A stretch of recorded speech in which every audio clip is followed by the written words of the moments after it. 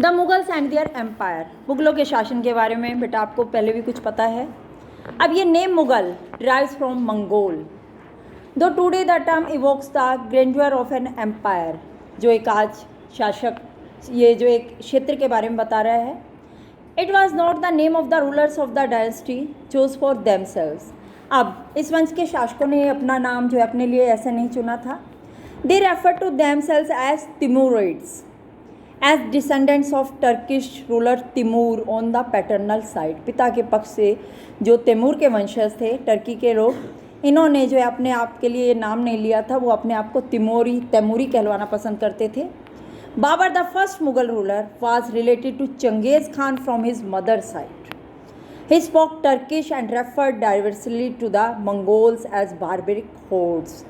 बाबर जो अपनी माँ की तरफ से चंगेज़ खान के जो है फैमिली से रिलेटेड था, वो जो है टर्की लैंग्वेज बोलता था, लेकिन वो अपने आप को इस तरह से कहलवाना पसंद नहीं करता था। इन लोगों के हिसाब से मंगोल जो थे बारबेरिक होर्स थे, बर्बर लोग थे। During the 16th century, Europeans used the term Mughal to describe the Indian rulers of this branch of the family. 16वीं सदी में यूरोपियन ने जो भारत में आए थे ये शासक, उनके लिए नाम दे दिया Mughal. Over the past centuries, the word has been frequently used. Even the name Mowgli, the young hero of Rudyard Kipling's Jungle Book, is derived from it. अब इसने कहा है कि कई सदियों तक ये नाम चलता रहा। माना जाता है कि ये पहले ये जो नाम है रुडयार्ड किपलिंग की जंगल बुक में मोगली, आपको पता भी है, तो वहाँ से लिया गया होगा शायद। The empire was carved out of a number of regional states of India through conquest and political alliances between the Mughals and local chieftains. अब ये कैसे इनका जो है राज्य यहाँ पर बना, तो मुग़लों ने बहुत सारे स्थानीय मुखियाओं को हराया या कुछ के साथ संधि की। अब इसके बारे में कि हाँ किसने इसकी फाउंडेशन की। The founder of the empire Zahiruddin Babur was driven from his Central Asian homeland Fergana by the warring Uzbeks, उज़्बेकों से लड़ाई हुई, फरगना से ये भाग आया, सेंट्रल एशियन होमलैंड था जो। He first established himself at Kabul and then in 1526 pushed further into the Indian subcontinent in search of territories and resources to satisfy the need of the members of his clan. Simple clear कर दिया। फरगना से फिर भारत की तरफ आया 1526 में अपने परिवार के साथ कि उनके संसाधनों को पूरा कर सके। His successor उसके बाद नसूरुद्दीन हुमायूं 1530-40 और बाद में 1555 से 56 दो बार ये आया यहाँ पर। Expanded the frontiers of the empire but lost it to the Afghan leader Sher Shah Suri who drove him into exile, 1540 में उसने इसको भगा दिया था शेर शाह सूरी ने।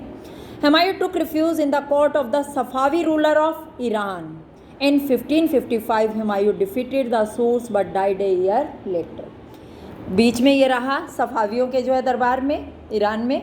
उसके बाद 1555 में दोबारा आया और शेर शाह सूरी को हराया, लेकिन एक साल के बाद इसकी मृत्यु हो गई। मैंने कंसिडर जलालुद्दीन अकबर, ये मेन फिर क्वेश्चन आ जाता है, the greatest of all the Mughal emperors, ये पूछा जाता है ग्रेटेस्ट कौन है। For he not only expanded but also consolidated his empire, क्यों? क्योंकि बेटा इसने अपने जो है शासक एरिया को जो है बहुत ज़्यादा विस्तार ही नहीं किया, उसको मजबूत भी किया, कंसोलिडेट भी किया।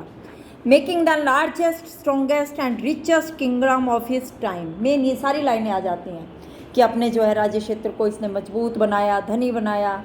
Akbar succeeded in extending the frontiers of the empire to the Hindu Kush mountains and check the expansionist of design of Uzbeks of Turan, उज़्बेकों को रोका इसने और अपना क्षेत्र जो है हिंदू कुश पर्वत तक बढ़ा लिया। ये तुरान सेंट्रल एशिया में है। And the Safavids of Iran, Iran के सफावियों को भी रोका। Akbar had 3 fairly able successors in Jahangir, उसके बाद उसके जो उत्तराधिकारी Jahangir 1605-27, Shah Jahan 1628-58 and Aurangzeb 58-1707। Much as their characters varied, हर एक का कैरेक्टर अलग अलग था। Under them the territorial expansion continued, उनके अंतर्गत क्षेत्र का विस्तार जारी रहा। Though at a much reduce pace the 3 rulers maintained and consolidated the various instruments of governance, अलग अलग तरीके इन्होंने जो है शासन के अपनाए। During the 16th and 17th century, the institutions of an imperial structure were created.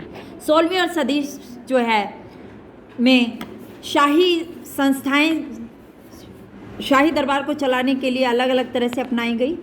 These included effective methods of administration and taxation. प्रशासन के और करों के अलग अलग तरीके इन्होंने अपनाए. The visible centre of Mughal power was the court. Main focus है बेटा कोर्ट के ऊपर. Here political alliances and relationships were forged. यहाँ पर राजनीतिक संबंध होते थे, मैत्री होती थी, स्टैच्यूज एंड हार्चेज डिफाइंड, और पुरानी जो है किस तरह से वर्किंग की जाएंगी. The political system devised by the Mughal was based on a combination of military power and conscious policy to accommodate the different traditions they encountered in the subcontinent. इसके अलावा बेटा इन्होंने अपना जो राजनीतिक सिस्टम जो है वो अलग तरह से निभाया, जिसमें कि मिलिट्री पावर, सैनिक शक्ति, और साथ में जो उनकी नीतियाँ थी उनमें आपस में अकोमोडेशन बनाने की कोशिश की कि अलग अलग तौर तरीके कैसे उनको मिलाया जाए. After 1707, following the death of Aurangzeb, the power of the dynasty diminished in place of the vast apparatus of empire controlled from Delhi, Agra or Lahore. The different capital cities, regional powers acquired greater autonomy. Yet symbolically, the prestige of the Mughal ruler did not lose its aura. In 1857, the last succession of this dynasty, Bahadur Shah Zafar II, was overthrown by the Britishers.